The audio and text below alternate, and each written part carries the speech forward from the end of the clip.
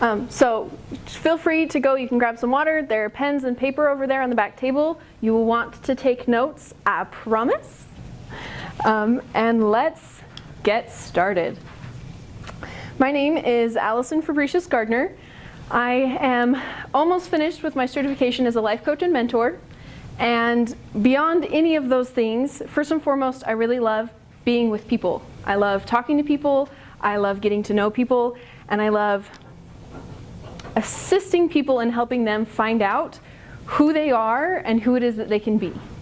I think there's a difference in the world that we live in between what it is that we sometimes feel like life has forced us into becoming and what it is that we ultimately can become in life and what we can get out of life. And I would like to begin today with a story. So if you will go on a little journey to me, we're going to head west. And it all starts because I'm standing actually. So I'm standing in a shop and I am surrounded by gaggles of people and I was on a mission. My pits were sweaty, all of me was freaking and stressed out of my mind, and there was a ball in the pit of my stomach.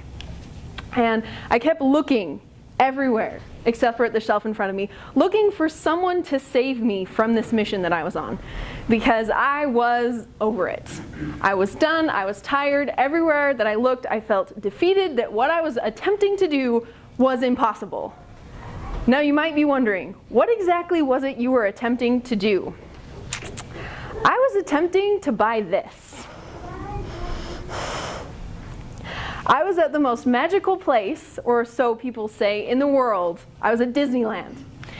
And I had been looking forward to going there for months, and I was so excited to be there. My husband had gone times before, and so he had been talking it up to me. We had a list of all the rides we were going to ride on. We had a list of all the fun things that we were going to do, and I was set, and I was ready to go have a great time at Disneyland. But then I walked into Disneyland, and there were people everywhere. And I walked farther into Disneyland, and I looked at all the prices of everything. And I went, oh no, you didn't, and oh no, I'm not.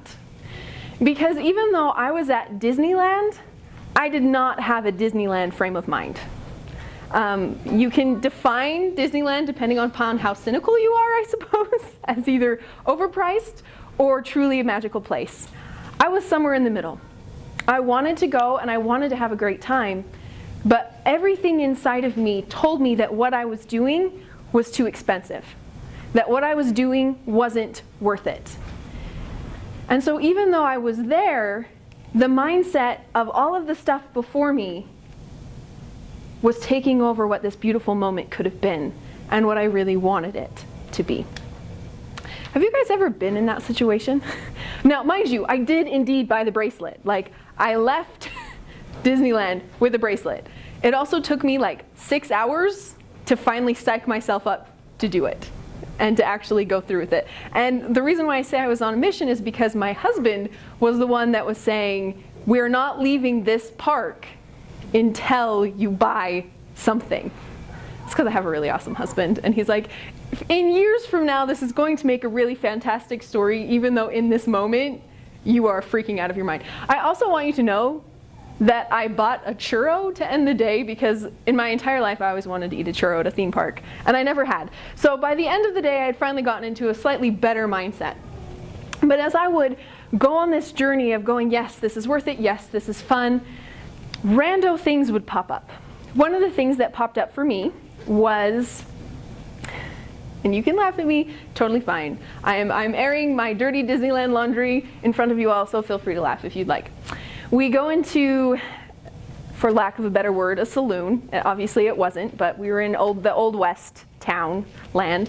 And we had gone in, and my husband already had a Dr. Pepper in his backpack.